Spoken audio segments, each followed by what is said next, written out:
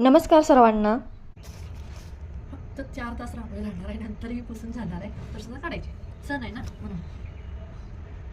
तर रांगोळी काढल्यावर अशी काही दिसत होती, तर नावं ठेवू नका. मी तर आहे ना 2-3 वर्ष झाले रांगोळी काढली, त्यामुळे अशी रांगोळी आलेली आहे माझी.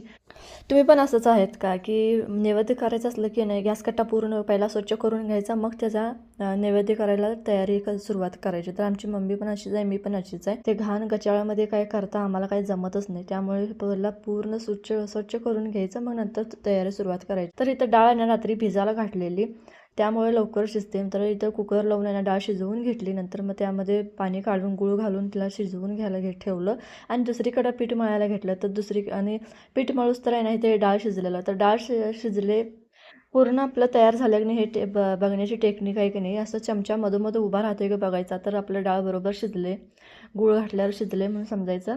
नंतर मग हे आता पोळ्या करायला म्हणल्यावर भांडी पडणारच, मग लागेल तसं जसं भांडी पडतील ना तसं ते घासून घ्यायचे. तर आमचा इथं विराट आहे ना, मी भांडी घासूच तर आहे ना तिच्या आजीचा व्हिडिओ करत होता आणि तिला आजीला म्हणत होता, आजी इकडं बघ म्हणून. आणि आमची इकडं मम्मी पुरण वाटून घेतली.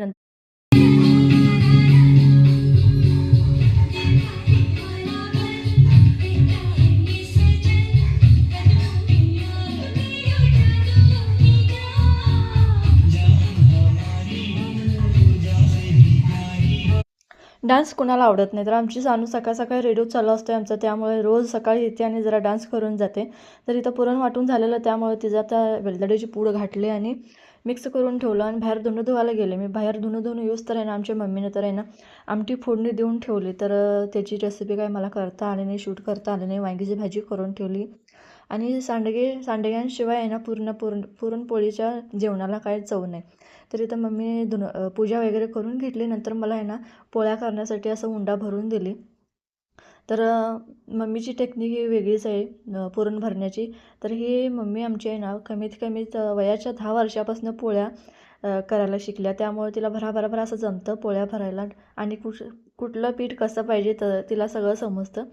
तर तिचंच बघून मी काही शिकलो नाही, मी माझ्या सासूचं बघून शिकले. तर मला आमच्या सासूच्या घरात गेल्यावर आहे ना पोळ्या करायला जमल्या, कारण आहे ना तिथं वर्षातनं आहे ना प्रत्येक महिन्यात एक सण असतोच पोळ्या करायसाठी. तर त्यामुळे ते मला आहे ना तिथे गेल्यावर आहे ना पोळ्या करायची ओढ लागली आणि खायची सुद्धा सवय झाली, पोळ्या खाण्याची सवय झाली. नाही तर अगोदर मी आहे ना अजिबात पोळ्या खात नव्हतो आणि तिथे गेल्यामुळं मला पोळ्या खायची सवय लागली. तर असं पोळ्या वगैरे करून घेतल्या सगळ्या.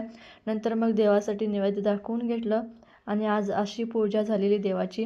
तर नंतर जेवायला बसलो तर स्वरा, सानू, विराट असं सगळेजण एकत्र बसून जेवून घेतलं आणि आजीसुद्धा आमच्यामध्ये जॉईन झाली, खुर्ची घेऊन, तिला खाली बसता येत नाही म्हणून.